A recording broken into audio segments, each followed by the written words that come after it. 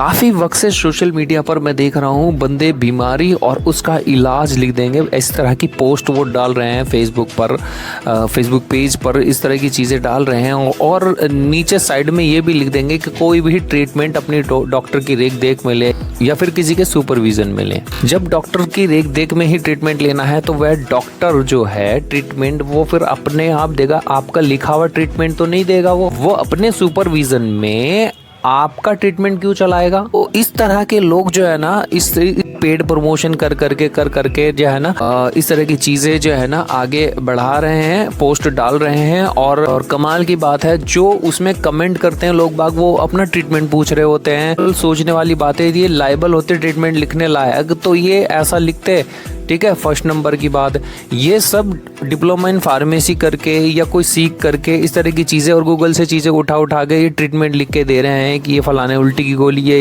ये है, इससे इस बीमारी में ये होगा वो होगा। अभी इन्हें खुद नहीं पता कि ये कितने बड़े खतरे में, किसी इनकी दवाई पी के किसी को कोई प्रॉब्लम हो गई तो फिर अपना वही जो है ना नीचे दिखा देंगे कि जी हमने तो लिखा था कि डॉक्टर की रेख देख में करें। जब डॉक्टर की देख रेख में ही इलाज करना है, दवा लेनी है, तो फिर इनके ट्रीटमेंट देखने की जरूरत नहीं है। दूसरा, ये समझने वाली बात आम जन से भी मैं कहना चाहता हूँ कि भाई इस तरह से जो ट्रीटमेंट होता है वो एकदम गलत होता है। ये सब देखने की जरूरत नहीं है, ना इसको सीरियसली लेने की जरूरत है। कमेंट सेक्शन में आप लिख रहे हो कि मेरे फ्रोजन शोल्डर हो रहा है, मुझे दवाई लिख दीजिए, वो लायबल नहीं है भैया लिखने के लिए। उससे मत पूछो, डॉक्टर से पूछो। ऑनलाइन ट्रीटमेंट के ऊपर मैंने वीडियो बनाई हुई है कि ऑनलाइन ट्रीटमेंट कितना खतरनाक होता है। सारी चीजें पेशेंट को देखने के बाद उसको क्या प्रॉब्लम है, सामने पेशेंट जब होता है तभी डायग्नोस बनती है सही से। एक आध गोली की वो एक बात अलग है कि आपने किसी अपने जानने वाले से पूछ ली, अदरवाइज ट्रीटमेंट जो बनता है, वो डायग्नोस जो बनती है वो पेशेंट को देखने के बाद ही बनती है। इस चीज को समझ लीजिए। इसको मैं अच्छे से समझा देता हूँ। देखो, एक बच्ची को कान में प्रॉब्लम थी, उसका कान बह रहा था, किसी से पूछ लिया ऐसी फोन पे, उसने ड्रॉप बता दी। वह ड्रॉप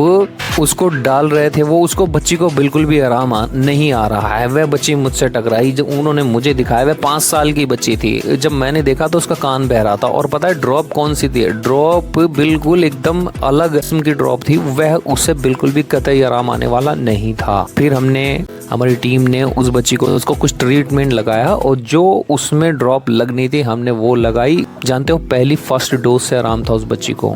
इसी को डॉक्टरी कहते हैं। कोई भी ऑनलाइन ट्रीटमेंट लिख देना या किसी भी ऐसे बंदे से ट्रीटमेंट लेना जिसको प्रॉपर ना पता हो, यही सब होता है। पैसा और सेहत का नुकसान होता है। अब ड्रॉप 10 तरह की आती हैं कान में डालने वाली। ऐसे तो सारी दवाइयों पे, कितनी सारी कान की दवाइयों पे कान बना होता है, तो हर प्रॉब्लम में हर ड्रॉप नहीं डाली जा सकती ना। कान में प्रॉब्लम क्या है, उसमें कौन सी ड्रॉप डलेगी, ये डॉक्टर तय करता है। इसी को डॉक्टरी कहते हैं, ये समझ लीजिए। उम्मीद है बात समझ में आ गई होगी। मैं समझता हूँ मेरे जरिए दी गई जानकारी आपकी लाइफ में वैल्यू ऐड करती होंगी। तो इसी उम्मीद के साथ कि आप पेज को फॉलो करेंगे, वीडियो को लाइक शेयर कर देना। Thank you.